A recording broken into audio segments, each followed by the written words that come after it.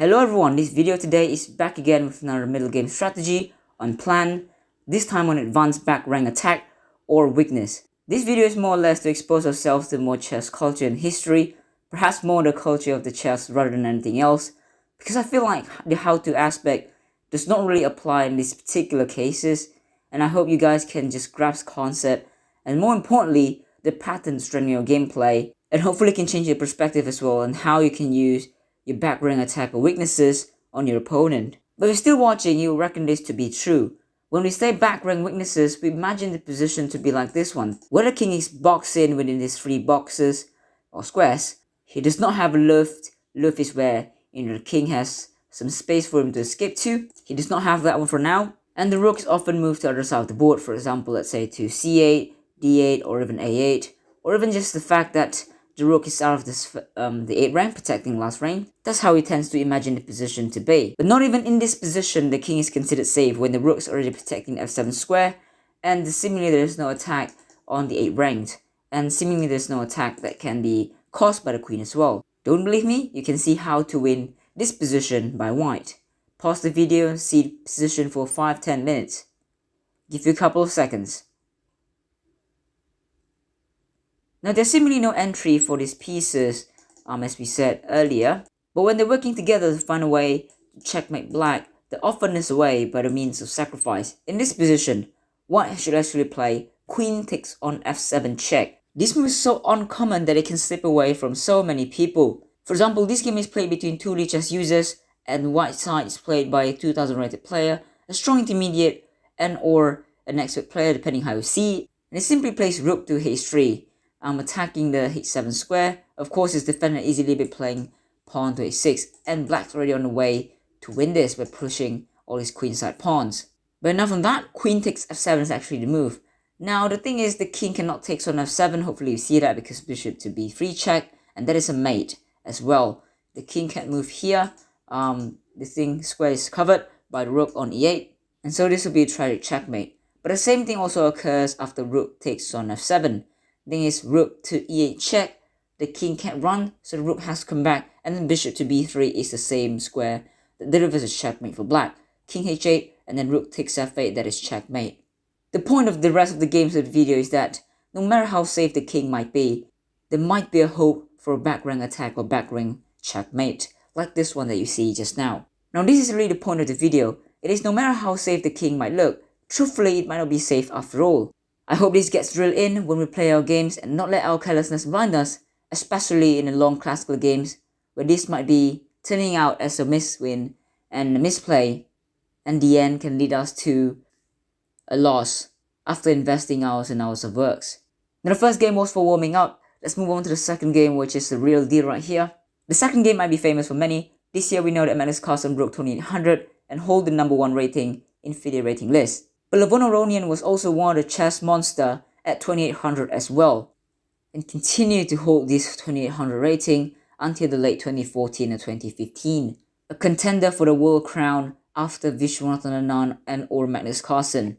In this position, though, playing against Anish Giri, who was at the time a 15-year-old, he plays d takes c5, and after queen takes c5, now we do see the passed pawn for white, for Levon Aronian that is, on a b file that is ready to push, and black also has a pass pawn of his own on a file ready to push downside here. Additionally, Anish Giri might have used this pawn as well to push and to turn his pawn to a queen. Levon Aronian understands the assignment is to push the pawn to the b file and turn it into a queen, but if he were to push it now, then there will be rook to b8, grabbing the pawn next turn. That will be the end of the life of this pawn. Certainly doesn't want that. He plays queen to b2. The plan is to play rook to c1, hitting the queen, so that the queen will have to move with tempo. And say in this position, if black plays pawn to a6, then rook to c1, queen b6, rook to c6. This, the queen will have to move with tempo, then we'll be able to push the pawn on such occasions. Now, Anish at the time was a young rising star as well. Of course, he sees that it plays queen to b6 first as to not be hit by rook to c1. But then we do see Levon Aronian plays knight to d4, protecting the pawn simply, and threatening to play rook to c1 at some moment, and rook to c6, that would be good. Had he played something like rook to c1, then we could see pawn to a4, rook c6, pawn to a3. This would be slightly equal, right? The pawn here is threatening to promote into squares, while this pawn here on the b file is currently blockaded by the queen. Okay, the queen can move, let's say, to d8 in this position, and everybody must have thought that, we can just push the pawn or even play rook to a6 to blockade this pawn from promoting, but those are all wrong moves. This position, we don't have to play queen to d8. Instead, what I want to do is to play queen takes on c6, and after the pawn takes, to play pawn to a2 and promote next turn. This will get us a new queen, and this position will be losing for white. So Levon Aronian probably see this as a no-no as well. He placed knight to d4 first, protecting the pawn here on b5, making it safe, before figuring out a plan to really bring this rook here to attack the queen. Now all that said, Anish Giri plays rook to c8, preventing the rook from coming to the c file as well. Additionally, he wants to play rook to c4, attack the knight, rook to c4, bring it to b4 to gobble up this pawn, rook to c5, to perhaps gobble up this pawn on b5 as well after the knight moves. So right here, there's already many plans for black to go to, but mainly to prevent white from bringing the rook to c1. Now Levon Aronian in this position plays rook to a2, understanding that the rook to c4 means nothing, and because he can play knight to c6, he doesn't have to worry about rook takes c6 because the queen is now protected. If it had just moved somewhere, let's say to e1, then suddenly rook to c4 is the same thing. We can't go to knight c6 though, because rook takes c6 is a real deal. We can't take the the square on c6 because the queen is hanging. So rook to a2 is the correct move. You can play rook to b1, and after rook to c4, plays the same thing. Rook to c5, play the same thing as well. But this rook is rather passive, sitting on b1. And guess what? The rook is not looking at the pawn here on a file. And so that might be less favorable for white. And so rook to a2 played by Levon Aronian. The thing is, after rook to c4, knight c6, and his fear move with knight to e5, attacking the rook, we do see a logical move yet, a move that is not liked by the engine, and that is rook to b4. Logical because it attacks the pawn next move, and also now tempoing the queen, so the queen has to move. The thing is, it leaves white with the only move to win, or to grasp that advantage. Now I might pause the video and I'll give you a couple of seconds to figure it out. Can you find the move and win, the only move to win? Now it might work very hard to find yourself in this position and say that you have an advantage in this position, but if you're left with only move to win, you might miss it and leave some chances for black to equalize. And in this position, it is crucial to find queen to f5, a double exclam because it is the only move to win. And the thing is, you don't expect there's a weak back rank here, especially if the queen is protecting the c8 as well. The knight is protecting the e8 square, so there's no entry. But this move queen to f5 was the same idea as the one when he moved the queen to b2. And that is to release the rook to attack the queen on the c file. And interestingly, he understands this position with rook lift is beneficial for him. And so bravo for that from Levon Aronian. Now Giri cannot play pawn to g6 because he just loses the knight. But what if he plays a safe move playing pawn to h6? Looking for a low for the king, right? Now we still play rook to c2 for white. And the thing is, after queen to e7, to avoid the attack, rook to c8 check is still a devastating attack that forces black to lose the material. The thing is, the queen protects the e7 square, so there's no low for the king. So knight to e8 has to protect the back rank from checkmate. Then comes knight to c6. Now one of these major pieces has to fall, and so let us even say that the queen can come to e4. Then after rook takes, then that would be great to defend checkmate. But he forgot that we still have the pass pawn to push on the queen side to make a queen. In this position already, pawn to b6. And there's no rook to b4 because the knight got that square, and that will be an easy win for white. And so that's what amazes me in the game, is that it may seem like there's no background attack or background checkmate, or background weaknesses in fact, but the Levon Aronian sees this, which Anish Giri missed, and plays queen to f5 with the idea of rook to c2. In this position, queen to e7 placed by Anish Giri trying to defend the back rank, but then after knight to c6, one of the major pieces has to fall. Queen to e4 check, doesn't really matter, this b pawn push is too much for black to handle, and in this position Anish Giri just resigned. But what will happen if he just moves his queen somewhere else then? Let's say in this position, he moves his queen to f8. Now the same move with rook to c2 still applies. The thing is, you can take the pawn on b5, but then rook to c8. This is a pin to your queen, you'll lose your queen as well in the end of the day. And if you got cheeky and play rook takes b5 instead, there's still rook to c2 in the end of the day. No matter where a queen goes, rook to c8 check. You can go knight to e8, but then knight to c6 falls to the same idea. The queen can go back to f8, to protect the queen, the knight, but then the queen to d7, this will actually lose the knight in the end of the day. So in the end of the day, useless no matter what you do. The maneuver of rook to a2, rook c2 is simply too strong for Anish Giri to handle at the time, and Levon Aronian just happened to find it. So that's the second game. Hopefully you find this thing interesting as well. The third one is between Etienne, Bacrot and Vishy and Anand. As you can see, it is one of the most calmest positions in chess as well. But in this position, after everything seems to trade off, we do have an interesting decision when white did not take the knight on b6 and in the end an extra pawn. This would have guaranteed white a better position in the end of the day, but instead chose rook to d6. Now this move allows knight to c4, attacking the bishop on e3 and the rook on d6.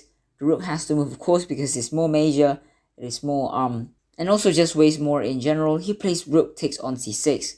This rook to c6 move attacks the bishop on c6, a6. So one of them has to do something. Knight takes on e3 is the choice, but after rook takes on a6.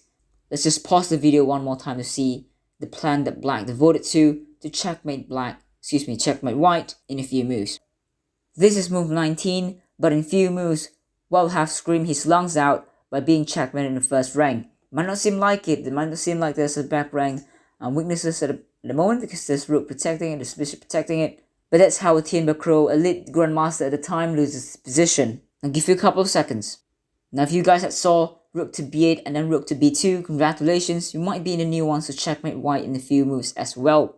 And you might have seen as well that the knight here is poisoned because after the knight is taken, then we see queen to e2, there's checkmate on the second rank. There's no way that white can stop that checkmate threat. And so in this position, he did not take the knight, realizing that it's a checkmate in the second rank. Instead, placed rook to e1 to capture the knight in the next move, which is a fine move, and black will still opt to play something like knight to g4, attacking threatening checkmate, and after pawn to h4, let's say, then knight to f2, this struggle will still be real, although this is still winning, but still, in this position, there is move queen to e2. This move is crazy, of course, but not so crazy after you see rook to e2, rook to b1 check, and there's no guarding mate. The bishop to f1, rook to f1 checkmate, knight protects the f1 square and also the g2 square, and that would be all she wrote for white. In addition, Etienne Bacrot might have thought that he can move the rook back to f1, but this simply falls to knight takes f1, and after bishop takes, the queen to f2 check, and that will be mate in itself as well. And so it's really interesting to move rook to b2 and then queen to e2 to checkmate white in the back rank. Might not be so common for many people, might be missed, but Vishy and Anand took care of this position in 23 moves, and white just resigned here. The last position of the day features the one between Vishy and Anand and Mickey Adams in London Chess Classic 2012, and it might seem like nothing is happening when white is trying to exchange all pieces off, and both sides seem to have a symmetrical position, with 4 pawns on the king side and 1 pawn on the king side. Seems symmetrical, and also in this position you might see as well, unlike the previous one, is that white has left and perhaps might not be checkmated in the last rank. But nothing could be further from the truth. In this position, white plays bishop to c4, a logical move to keep trading pieces, because after bishop takes c4, rook takes c4, rook b2, this would seem like a draw's position for black as well. Or let's say after bishop takes c4, queen to d6, protecting both these pawns is also very fine for black. Perhaps white will have offered a draw here. Little did Anand calculate, he cut off the rook's route back to c1, and he also took off the bishop that was protecting d1 at the moment. Mickey Adams saw this opportunity and placed queen to d1. Now this might seem like a nothing, but there's no rook to c1 to harass the queen, and then next move will be rook to a1 and to play queen to h1 checkmate. Most importantly, because the light square is already held by black quite firmly, there's no way to escape the back rank checkmate. For example, bishop takes e6, you just slowly play rook to a1, and checkmate threat is next. And white will have to sacrifice the rook or the queen to, this is just basically nothing for white. And white tries for the last hope, and that's by playing queen to h6. And the idea again, there's only 2 moves that wins for black, and black has to find the only one. I bet this one is slightly easier, as we can say. And so let's say black plays rook to a1, there'll be rook to c8 check, where after bishop takes on c8, queen to g6. This is a brilliant move because the pawn can't take as it is pinned. This would be winning for white. But Mickey Adams knows his tactic. In this position, he plays bishop to a h3 check, forcing white to lose a tempo, but after that is queen h1 checkmate, and there's no avoiding that. It is interesting to see because white can play any move. And any move, let's say rook to c1 is a good move. Rook to b5 is equally good, attacking pawn on b4. d1 square is still protected. d2 square, while it can be gone to, let's say queen to d2, is nothing for white because after the queen takes on d2, rook takes d2. We can play something like bishop to c4, bishop to f3. Bishop to c4, let's protect the pawn on b3. And so that's nice as well. This would be a drawn endgame for white. But because white is rushing off to trade the bishop with bishop to c4, there opens a possibility and opportunity for black to play queen to d1. And that is setting up a back rank attack like this that you might not expect in a daily game. So yeah, this is really the game that I want to show you today. Hopefully you learn something. Hopefully it changes your perspective in that no matter how your king might look, as you can see in this position, he has a loaf and he has some space to run to in the king side really. After a blunder in this position, we can see a back rank checkmate that ends up tragically for Viswanathan Anand, a world champion at the time. In a classical game, by the way, the game that he wasted maybe 4, 5, 6 hours in a game. And so yeah, these are really the games that I want to show you today. Hopefully you learn something, hopefully it changes your culture a bit. Hopefully you press the like button as well if you enjoyed the video. Otherwise, I'll see you in the next one. Thanks for watching, mate.